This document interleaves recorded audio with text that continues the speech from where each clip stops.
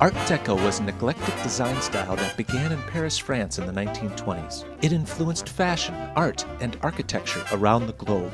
But did you know that Elgin played a significant role in popularizing the Art Deco movement? We'll explain how, as the Elgin Area Historical Society presents Elgin's Art Deco Heritage. Welcome to our program on Art Deco. I'm Bill Briscoe. You know, Art Deco often brings to mind the great iconic buildings found in New York City, the Chrysler Building and the Empire State Building. But we're going to show you some examples a little bit closer to home. Several nice examples in Chicago, other ones throughout the Fox River Valley, and several right here in Elgin. But it wasn't always just the soaring skyscrapers. Art Deco was used on such modest buildings as the one behind me, originally constructed as the Elgin Precast Concrete Stone Company. Many people associate Art Deco with architecture, but Elgin's Art Deco heritage may be more widely expressed in the manufactured products that came from here. Products from the Elgin National Watch Company, the Illinois Watch Case Company, and its subsidiary, the Elgin American line, which made compacts, lighters, desk sets, and a whole variety of other personal products. So we're going to take you on a little tour in the next few minutes. You'll learn more about Art Deco, and you'll learn about Elgin's great Art Deco heritage. So stay tuned. Elgin's Art Deco Heritage is a presentation of the Elgin Area Historical Society. Funding for this program is made possible in part by generous donations from O'Connor Leeds Funeral Home. Built in 1867 for Alfred B. Church, this historic home provides a beautiful, meaningful setting for funeral services. Serving the Elgin community since 1938, O'Connor Leeds Funeral Home, when family and price matters. By Woody Buick GMC in Elgin. Woody has a tremendous selection of new Buick and GMC cars, trucks, and SUVs. And Woody's Valet Service Department makes servicing your car simple and convenient. Stop by Woody Buick GMC on Chicago Street in Elgin, or look us up on the web at woodycars.com. By the Professional Building, Elgin's historic landmark in the heart of downtown, offering unique and affordable office space for businesses big and small. For more information, call Frank Halsey at 847-697-7797. The Elgin Heritage Commission, a citizens advisory board that promotes Elgin's historic preservation activity through the protection, maintenance, and preservation of the city's architectural, historic, and cultural resources. To know more, go to cityofelgin.org. And by generous donations from Jim and Sarah Ellen Anderson, and from Terry Gable and Sue Brigham. Chicago is home to many famous Art Deco style buildings, so we asked Keith Bringy from the Chicago Art Deco Society to highlight a few of Chicago's iconic structures. We're standing in front of the Chicago Motor Club, which is a 1928 masterpiece by Chicago's dominant firm Holabird and Roots. It was opened as a private membership group to advocate for roads and wayfinding throughout the United States and to provide hospitality for members. The exterior of the building is a classic Chicago skyscraper. It's covered in Bedford limestone that came from quarries around Bloomington, Indiana. Almost all of the major Art Deco buildings in Chicago feature this material. But in addition, there's metalwork with frozen fountains or frozen waters, which is a very common theme in Art Deco throughout the world, throughout this period. There are pheasants and birds of the air, floral motifs, and a beautiful curved bay along the front. The building is 15 stories high and rather narrow, but presents a beautiful, elegant monumentality. The lobby features a monumental mural by one of the greatest Chicago artists, John Warner Norton, who also was an instructor at the Art Institute of Chicago and taught the other muralists. John Warner Norton's mural at the Chicago Motor Club represents the historic motor routes throughout the United States, some of which are no longer extant.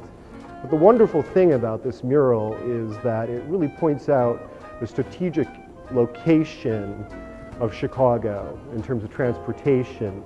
All of the rail routes are converging through Chicago, rivers and waterways, which were much more important ways to transport merchandise and building materials and goods, and the Great Lakes system. It's really one of the greatest pieces of public art in Chicago. It's of the top importance. This is really among Halliburton Root's earliest and most masterful lobbies. They're using over 27 different plasterwork programs with silver gilding, incredible monumental modernist lighting by the Perlman Company. And one thing that I really have to say is the Chicago Art Deco Society is really delighted that new ownership of the building, Ares Capital, is very optimistic about a partnership to redevelop the building, to develop additional space in a lot next door, and to reopen it to the public and to preserving as well the historic character of the building. Behind us is one of Chicagoans' favorite Art Deco buildings. It was originally built for the Carbide and Carbon Corporation by the Burnham brothers, which was the legacy firm to Daniel Burnham.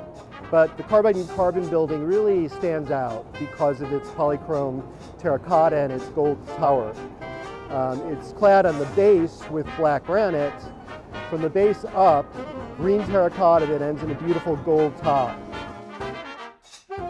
The designs are stylized flower motifs with a little pre-Columbian or Mayan flavor. One of the things that we have to think about when we consider Art Deco is that although it's a modern style, it also has deep historic references from all of the major archaeological sites that were being discovered during the 1910s and 1920s, including Egypt, the Maya and Aztec ruins, Mesopotamia, Syria, and even classicism.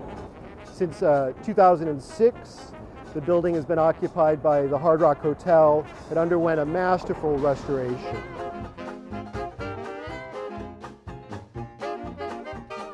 Over my shoulder is the massive Merchandise Mart, which opened in 1930 and was designed by Chicago's second most dominant architectural design firm during the Art Deco period, named Graham Anderson Probst & White. The building was designed as a concept by the Marshall Field Company to house the largest wholesale market in the world. Originally 4 million square feet, for decades it was the largest building in the world. Unfortunately, the 1929 market crash didn't treat Marshall Field's interests very well, and the building was bought by Joseph Kennedy.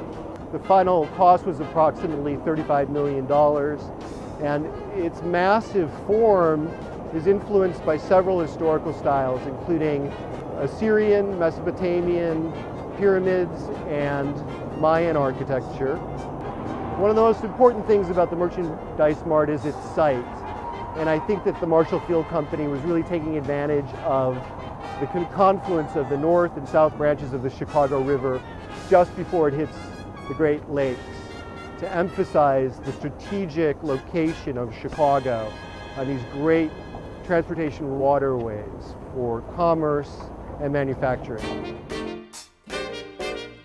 At the termination of LaSalle Street is one of Chicago's ultimate Art Deco buildings, the Chicago Board of Trade. It was designed by Halliburton Root and constructed between 1928 and 1930.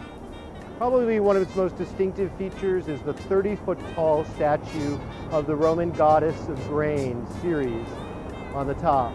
The aluminum sculpture weighs around 6,000 pounds, and it's really hard to underestimate how important John Storrs was in terms of Chicago's homegrown artists. His work was appreciated internationally in terms of its streamlined forms, and some people give him credit for producing the first non-objective sculpture in America. We're in front of 35 East Wacker, which is also known as the Jewelers Building. While it's not Art Deco, it's an important Chicago landmark, and it was built between 1925 and 27 in the Art Deco period. But what's interesting to us in terms of the Fox River Valley is the clock, which was a gift from the Elgin Watch Company and features a decrepit Father Time holding an hourglass. It was originally considered one of the most accurate clocks in Chicago. It was as it was linked directly to the Naval Observatory. The Elgin Watch Company is one of the most significant manufacturers in the world during the Art Deco period. During this period, it's estimated that the company shipped 30 or 40 million watches all over the world, and they were high style. And indeed, they're really heavily collected today by Art Deco lovers everywhere.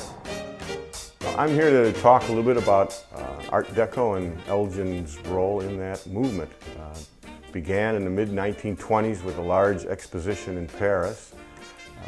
It was so influential that the Elgin National Watch Company actually sent representatives over to Paris to see exactly what was going on. And they brought back some ideas, and in front of us are some of those products that they produced.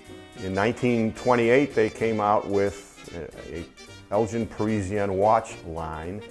They went to Paris, contracted with 6 of the high fashion designers of the time, and asked them to design watches. In June of 1928, the Elgin Watch Company put out a 2-page ad in the Saturday Evening Post to introduce that line. Part of the advertisements were individual watches, and we have been lucky enough to obtain a few of those that are in the ads. This is the very first time that watches had enamel on them of color.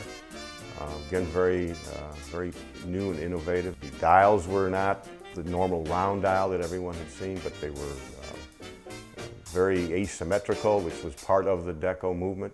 Linear and asymmetrical. We get to a point that they had a watch called the Lady and the Tiger. And this is a large photograph of the actual watch, which is in this little display case. The watch, the Lady and the Tiger, was based on a proverb back in the 1800s on picking a lady or a tiger. And it caught on. It was a very attractive watch, very highly sought after by collectors 100 years later, basically. The cases tended to be made by independent companies who would contract out with individual watch manufacturers.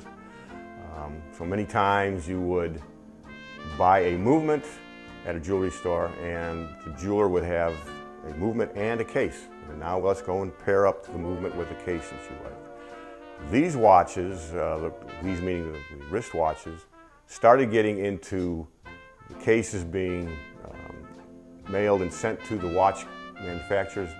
Their employees then would case the watches on site, and so you would buy the whole watch at the jewelry store. The Lady and the Tiger watch is rare. It's highly sought after by collectors, but we really don't know, even though it's considered part of the Parisienne line, if one of the designers was in fact one of the Paris designers that were contracted out earlier.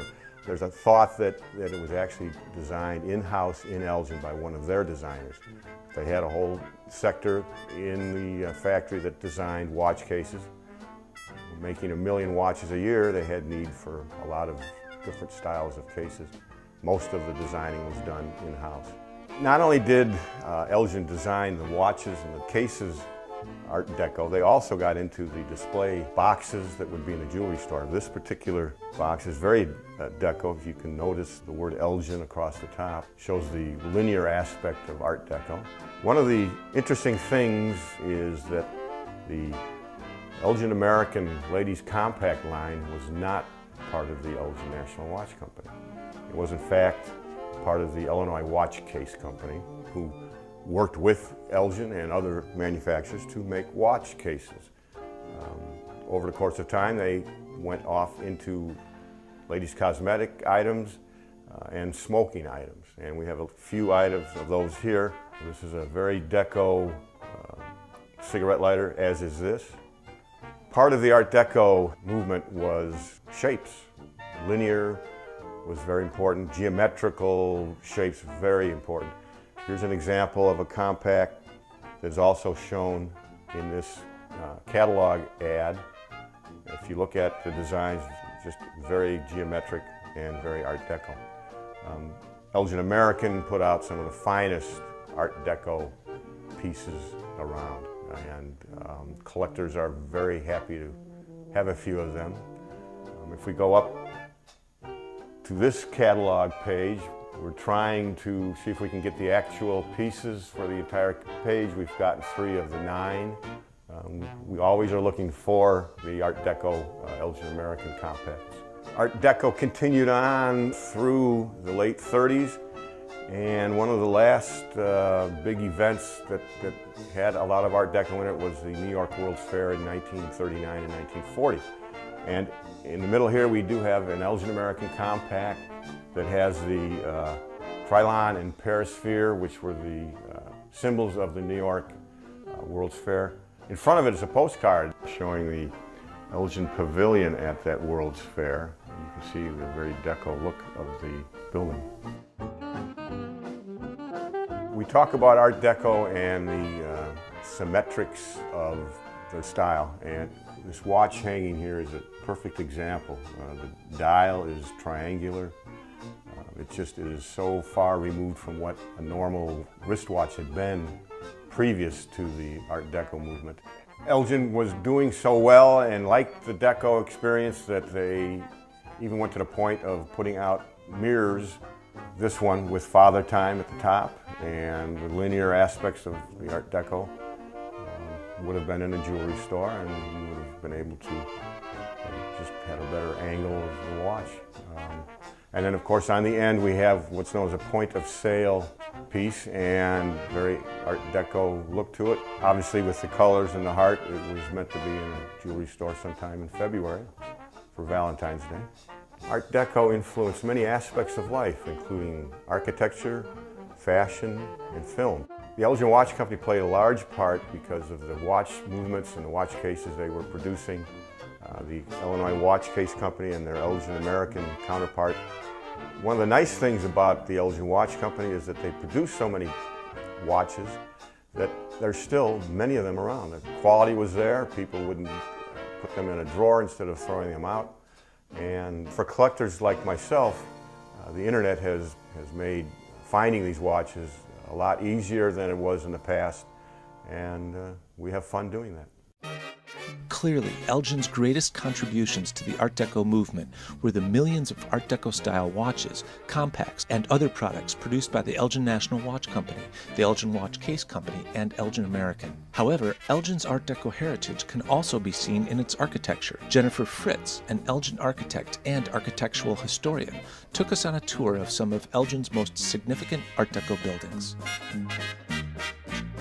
Behind me is the iconic Elgin Tower, built and designed by the St. Louis Banking Company. Construction began in March of 1928 and was completed in May of 1929. At the time it was built, the building was praised for its classic simplicity with a touch of Gothic details.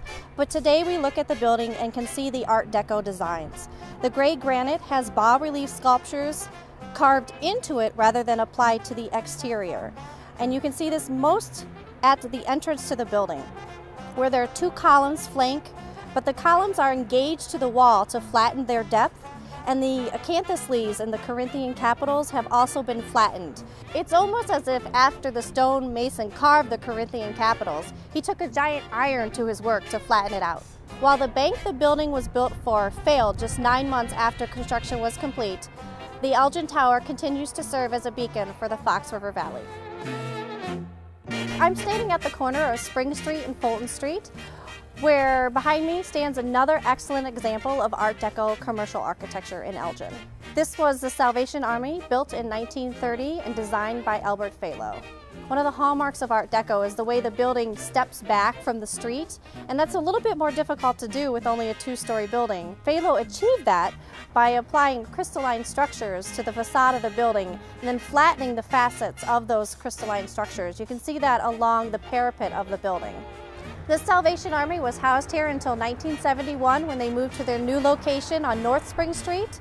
Currently the building holds the Senior Services Center.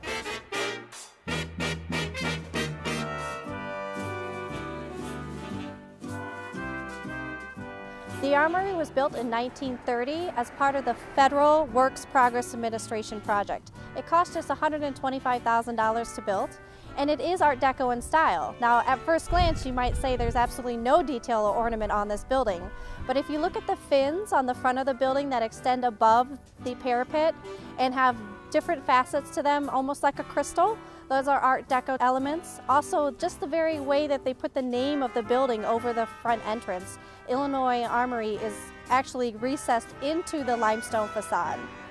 The eagles that flank the entrance are also characteristic of the Art Deco style, and the diagonals in between the windows are hints of the Navajo blanket pattern styles. On the first floor, between the windows, are pilasters, which are sort of like columns that engage the walls, and they are fluted like a typical column, but again, it's very flat, which is characteristic of the Art Deco style.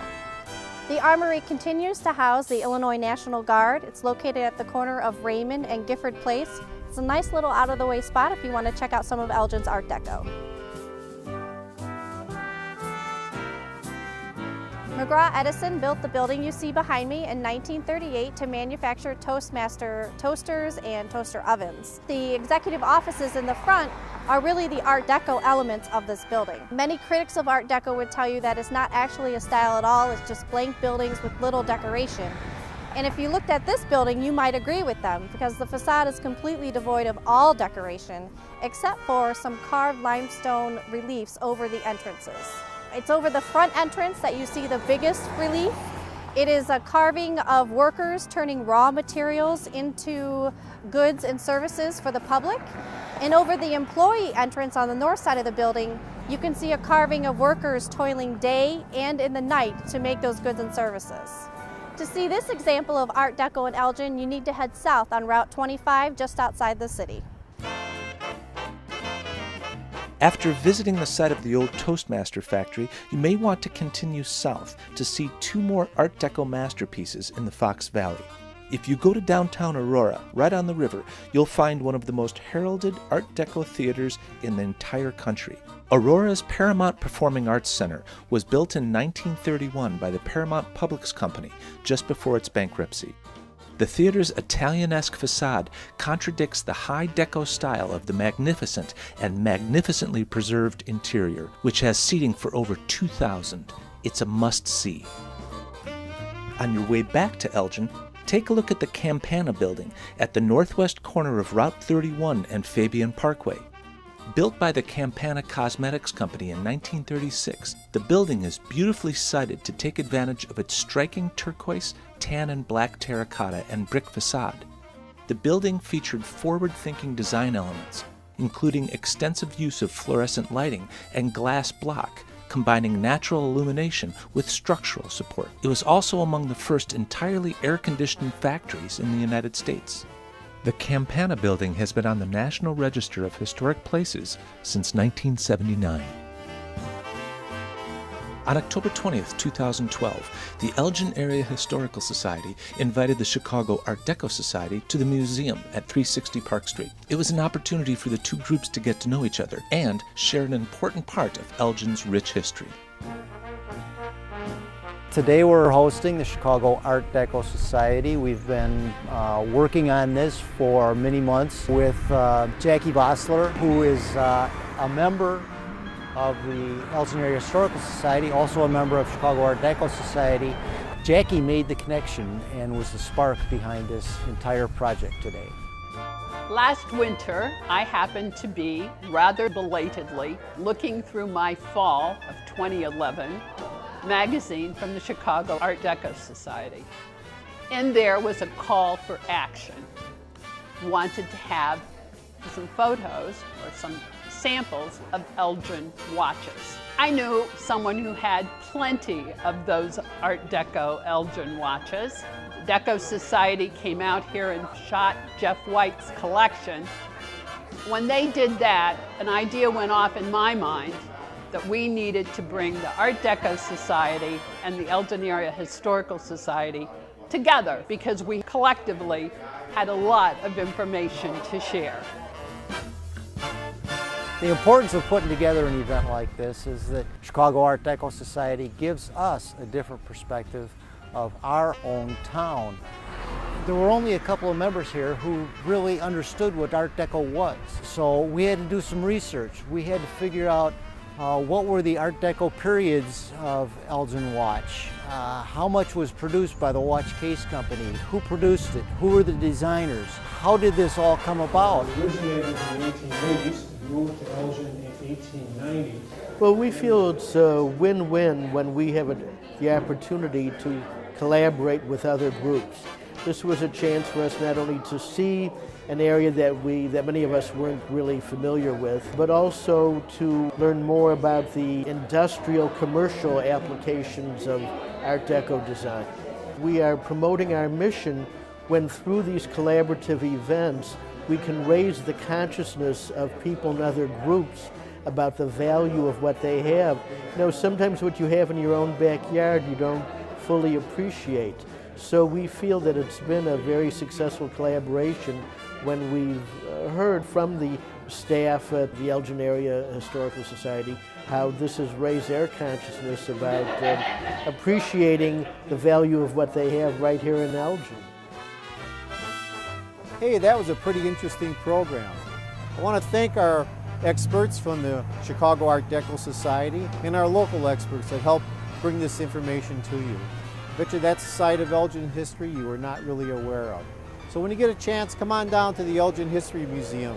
Take a look at some of the exhibits, learn a little bit more about Elgin's past, and enjoy some of our examples of Art Deco that we have on display at the museum. As a non-for-profit organization, the Elgin Area Historical Society relies on financial support from the community. Your tax-deductible donation is needed to operate the museum and fund our community programming, so please give if you can. The Historical Society also relies on volunteers from the community. As a nonprofit organization in Elgin, we're always looking for volunteers. There's many ways you can get involved. You can be a docent and you can volunteer 1 or 2 days a week, 1 or 2 days a month. Maybe you just like to paint or fix up old houses and we could use your building skills. Maybe you have a collection that you would like to show at the museum. We've had many members do that in the past where they bring in their private collection and get that story out to the public, and this would be a great way to present something like that. So there's many, many different ways that we can incorporate your skills. The Elgin Area Historical Society Museum is at 360 Park. We're right on the grounds of the Academy. We are the building under the cupola. There are other ways you can support the museum. Simply stop by and look around. Admission is only $3 for adults and $1 for kids. While you're here, do a little shopping at the store. We have trinkets, photos, books, videos, and other Elgin collectibles. The museum also offers room rentals for meetings and events. If you're looking to license or own historical photos of Elgin, or photos from our Courier News archive, you can purchase these for your business or private use. And if you're in need of research services, our experienced staff can help you access our extensive archive of Elgin-specific historical documents. For more information, visit elginhistory.org or stop by the museum on Park Street and say hi. Thank you for your support.